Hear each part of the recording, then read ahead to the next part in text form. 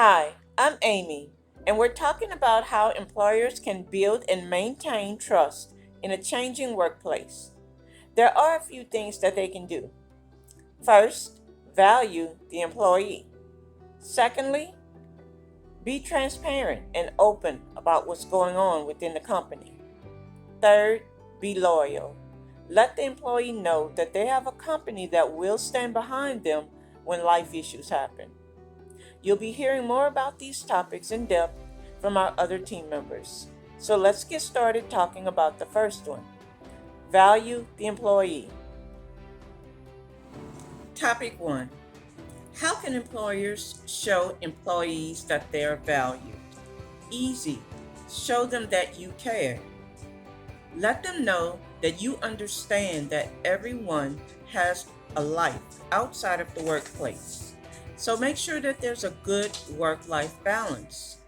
Periodically check in with your employees and ask if they have any issues, such as childcare, transportation, addictions, disabilities, mental or physical health issues.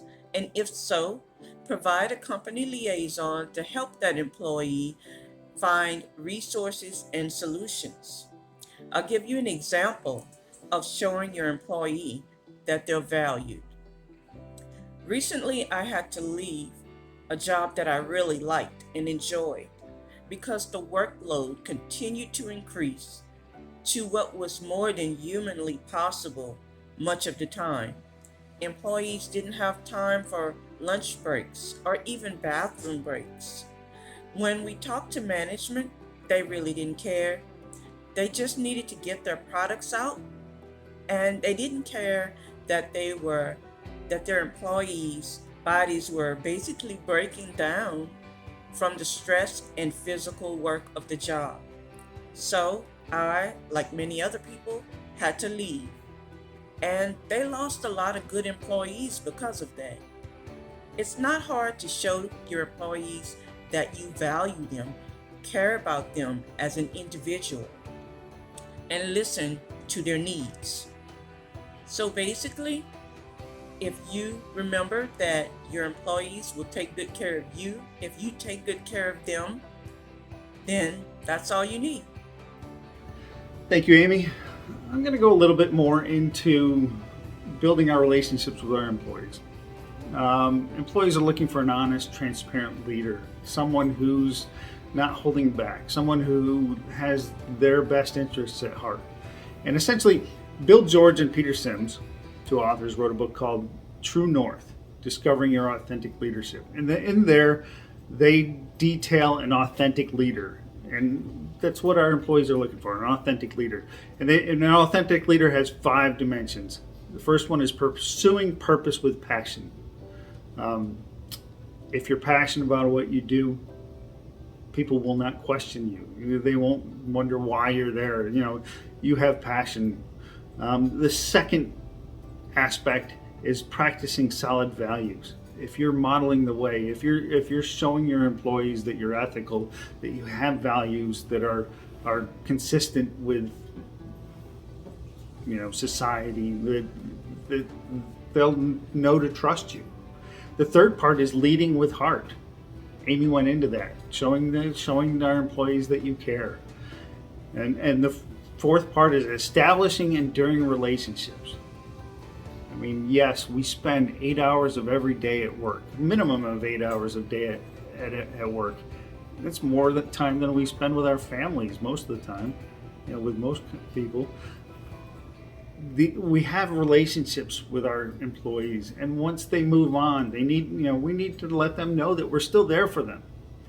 The best employees are the ones that you go out of your way and look to advance them.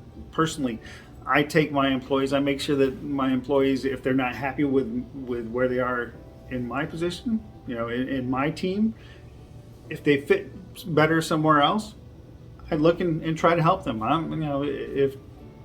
If they need a recommendation, I'm the first one to give them one.